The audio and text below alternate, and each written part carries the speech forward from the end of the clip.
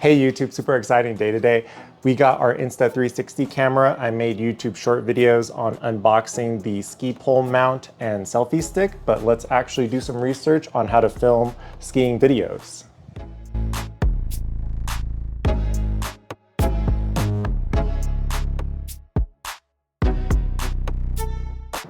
Okay, I really like this video by Rise and Alpine where he talks about the camera, and Reddit also agrees. Most of the time we will be filming in 5.7K and occasionally the 8K. Let's go skiing.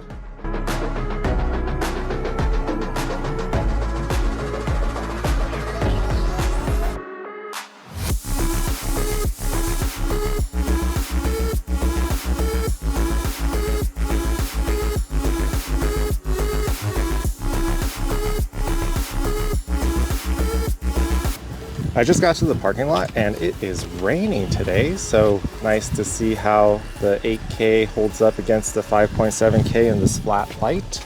And I'm curious how the rain sticking to the lens will look for video quality. Let's head up.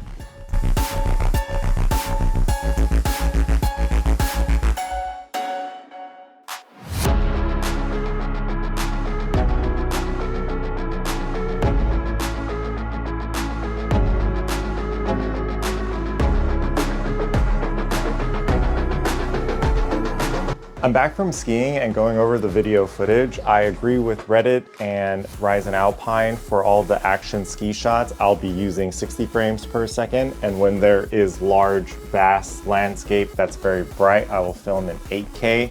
But I found out most of my problems is this moisture buildup in the lens guard. So in the future, if it is raining or snowing, I might not use this and risk damaging the lens a little bit. Excited to see where this goes and wanting to learn more how to use this. Video 253 done.